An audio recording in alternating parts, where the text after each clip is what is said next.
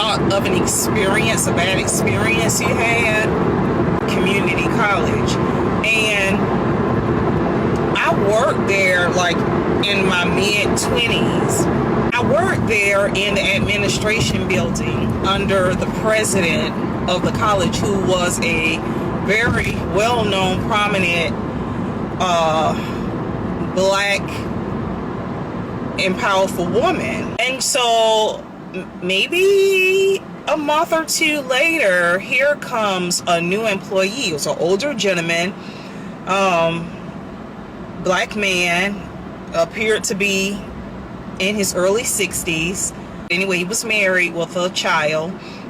And so he came aboard, and he was named as the director or something. I can't remember, but his name was like Dr. Thornton or something like that. I think it was like Dr. Thornton. Well, anyway, Dr. Thornton was a thorn in my side. Every single time he saw me, he made some type of sexual reference. It was so constant.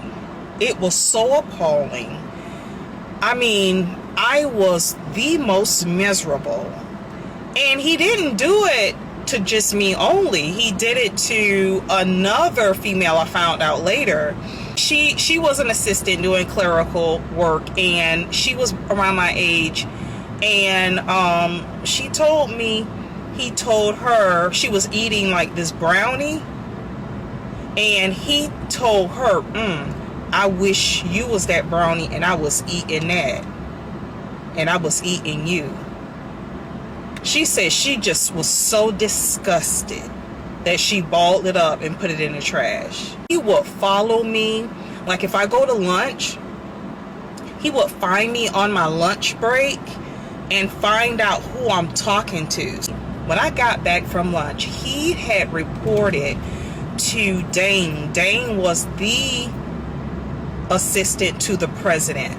He had reported to Dane that I was out to lunch, being inappropriate with a man, and it was past my lunchtime. So then I started thinking.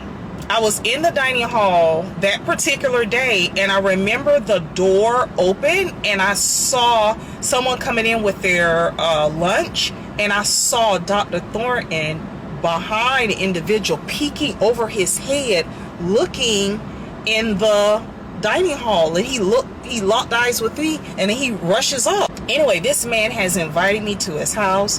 How I know his address is because he told me his street name, and I remember his street name from my uncle. My uncle lives in the same golf club community, and he would invite me to come over to his house. He wants to teach me how to swim. He wants me to wear a bathing two-piece. He would tell me what to wear and what he's going to offer me when I get to his house. And I'm like, I'm not interested in coming to learn how to swim from you. Pictures there, because I brought pictures back for my friends to see. Got the picture, opened it. It's about 10 to 12 people on this picture. He fixates on me. His eyes get so big. And he's looking at me, and he's admiring my bathing suit, and he's saying all these inappropriate things. I take my picture back. You know what he did? No lie. He said something so inappropriate, and he took his finger and he stuck it in my belly button.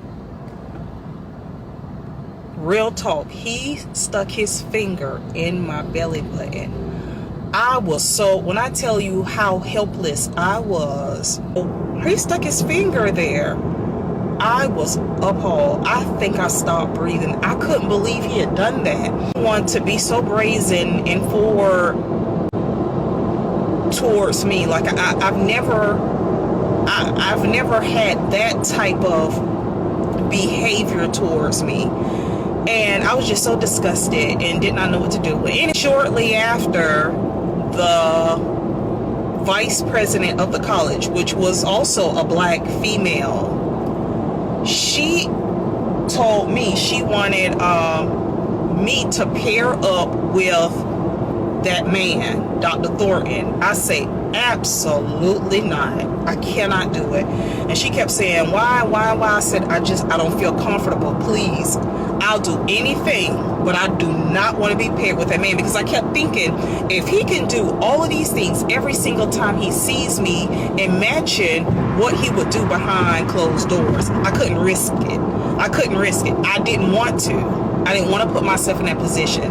I pleaded with that lady. I say, please. So she says, well, you're going to have to take this up with Dr. Darby, who was the president of the college. And I said, listen, could you just tell her for me? And she was like, no, you're just going to have to tell her that you decline working with him. So I wrote a letter and saying that I wish not to work with him. I think I wrote a letter first. And then from that, she called me into her office and she asked what was this about. And I said, I'd rather not get into detail, because I knew that it was going to disrupt college, our livelihoods. I just didn't know exactly what was going to happen. I just knew that it couldn't be good. So look, so she was like, no, you need to give me the details. Tell me what's going on. I said, he makes me feel extremely uncomfortable. He says inappropriate things, making sexual innuendos. He does that on a constant basis, and he in fact poked me in my belly button. He invites me to his house constantly to swim in his pool, and I just do not want to work with him. I do not feel safe, and I'd rather do this program by myself, or he can do it and I'll work somewhere else. But I do not want to be meeting with this guy alone. I do not. Thinking this woman will have my back, boom, she said, oh, we can't have that here. I'm gonna have to have a discussion with him. And she calls him and tell him that she want to have a meeting. And she calls him and tell him that she want to have a meeting with him. I guess so his wife shows up for this meeting, and he and her walking down the hallway towards my desk, which is right outside the president's office. They're walking and they have their nose up like they have an attitude. I ain't do nothing wrong, it was you. So they both have an attitude, and so they walk in there. They're in there for about 15 minutes. Show you where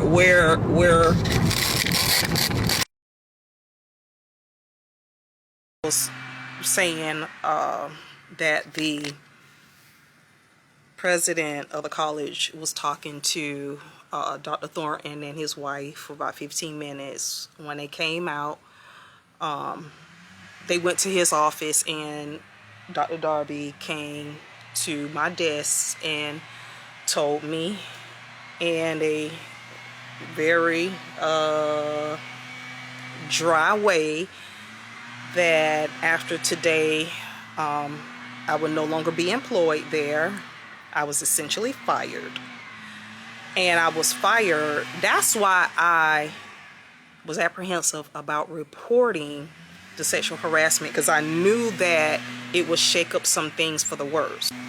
The reporter ended up being fired for telling the truth as to what happened. No investigation ever took. No HR was involved. No one talked to me but her. After I told her, I have plenty of evidence. I mean, there was other people who knew that he was creepy and sexually harassing them.